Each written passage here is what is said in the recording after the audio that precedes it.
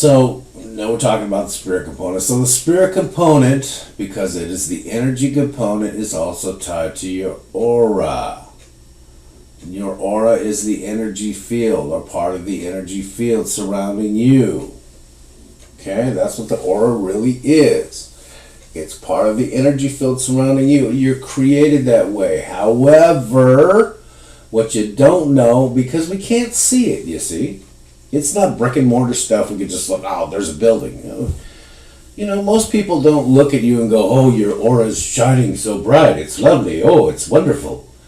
I mean, you know, most people just don't see it like that. But your spirit component is saying, okay, well, we have been assigned the task of Corvette. Because your consciousness is the helm. It's like your consciousness is like, okay, well, you other three, all three of you, okay, because we're talking about the four component. All three is, listen up, listen good. Yeah, Shay, you listen good to me, Shay. And I'm going to shoot this frequency over to you, and you're going to tune it in, and yeah, Shay, that's how it's going to work, Shay. So the spirit component is saying, okay, I am incorporating this frequency signature into what I do. And I'm the energy. I'm this, I'm that, I'm the chi, I'm the this, I'm the that. But I really emit myself outside the body in terms of the electromagnetic frequency and the aura. Because I'm part of the field. I am the field. So now my aura is going to be carrying this frequency, and my aura is going to be emitting this signal that says, I desire a Corvette. I want a Corvette. I know I'll have a Corvette. Okay? So now, because you're interacting through the frequency of your auric field, now you're interacting with the outside world of the here and now. But this is the esoteric part of the here and now, the part we can't see. It's the energy part. We don't see that stuff. We see the physiology part, flesh and blood part. We don't see the other part, the esoteric part. We don't see it, but it's there. It's just as much real as everything else, the energy part. When you die, your aura's gone, man. You don't have it anymore. Okay? So, your aura is interacting with the outside, real, tangible, real, live world. It's interacting with it. Okay? So, that's just part of how it's working. So, it's putting out this signal. Beep, beep, beep, beep, beep, beep, beep, beep, beep, beep, beep, beep, beep, beep. Translation: Corvette, Corvette, Corvette. I must have a Corvette. I must have a Corvette. I need a Corvette. I want a Corvette. I will have a Corvette. And this is the frequency you're giving off because you have assigned your spirit component through the laws of how you're designed. You've assigned your spirit component. I want this to happen. This is going to happen. This is what I want. And so your spirit component is doing what it's designed to do because of the laws. It's going along. It doesn't have a choice. You're in control here. Okay? Now, then you have your soul component, which is your connection to the rest of the universe. That thing even ties into God. As a matter of fact, that's how God monitors people. It's just not, like we talked about before, it's not monitoring like, I've got a camera, I'm watching you 24 hours a day. It's monitoring you in a different way. Just like you monitor your left hand. We talked about that before. I'm not going to go into that. This is in the four components section. I'm just telling you, this is how it works. But the universe itself, which is a very conscious thing, it's so powerful, it makes stuff happen. It's so powerful, it whips things out of nothing and brings them into existence. That's how powerful it is. It's monitoring you and it's going, This one has a Corvette frequency. I know this sounds ridiculous, but go along because we're looking at the laws, okay? This one has a Corvette frequency. Everything I can sense in the Corvette, and this is as if your soul component is talking, okay? And everything in the spirit component I'm sensing is vibrating the Corvette frequency. So you're drawing this to you. You're actually drawing this to you. But now because you've tied into the soul component, you've actually tied into the connectivity component. The soul component connects everything.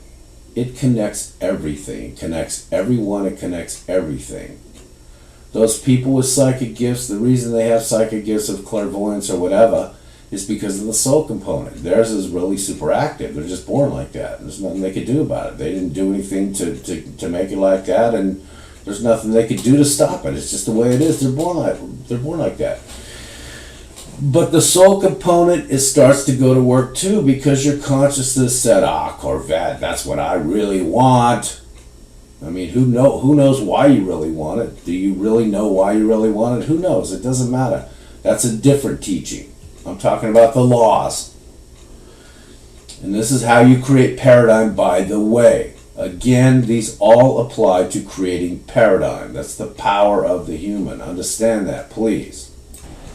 So anyway, so then you have the soul component, or the connectivity, acting in conjunction with your other three components. Now you have all four components aligned into the signature, into the frequency, into the consciousness, into the thinking. Corvette, Corvette, Corvette, Corvette, Corvette. Now, because the soul component is tied to everything, then all the things surrounding Corvette, you're going to be tying into. It's just going to be happening at a subconscious level. You're not going to notice it. You might if you're really, really, really tied into your soul component, but most people are not. That actually takes work and discipline. So it's going to be happening where the soul component is reaching out, reaching into everything, because it's tied to everything.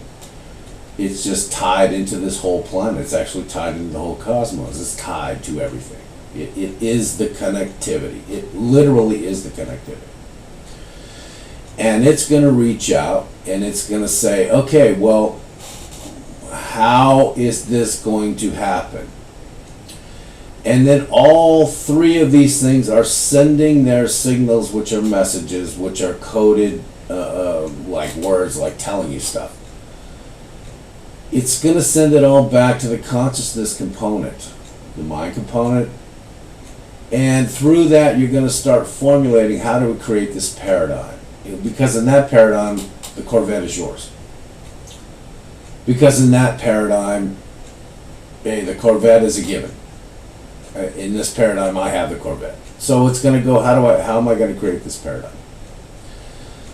I mean, it's going to send signals back to the mind, and the mind's going to start translating all of these signals and codes and all of that stuff, because it's all encoded, you see, and it's like, okay, I'm translating the language. It's like it's written in Java or HTML or something. You have to be able to encode it. Decode it. And then it's like, okay, right. Then your consciousness starts formulating ideas, depending on the paradigms you live in, depending on the construct you live in.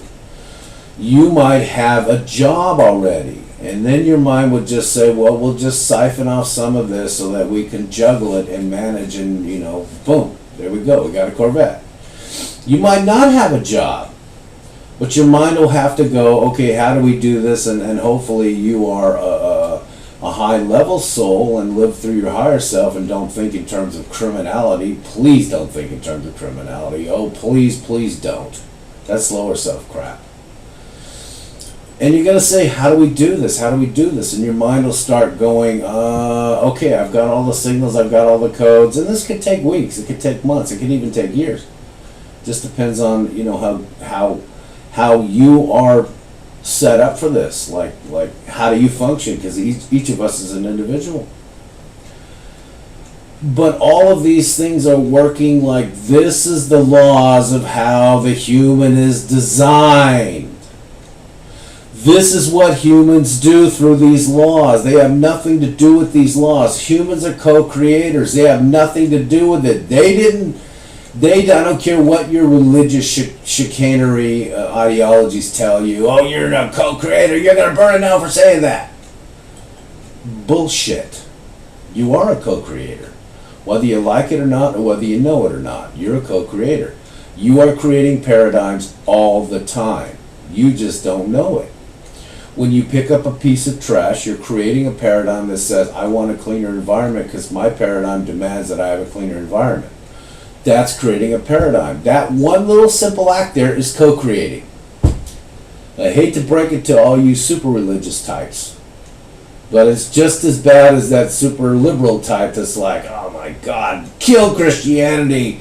Kill it. It's like a horrible, evil, wicked thing. Just kill it. Don't ever say the word Jesus Christ. I got to run out and scream and cover my ears. Ah! It's the same kind of ridiculousness. Just from the other side of the spectrum, you see.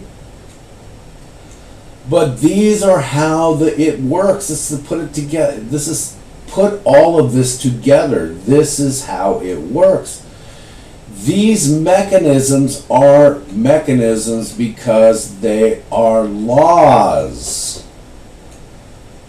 They're laws. And the quicker you come to the conclusion, oh, wow, these are laws. You can wield this stuff. It needs to be harnessed because you're going to create paradigms.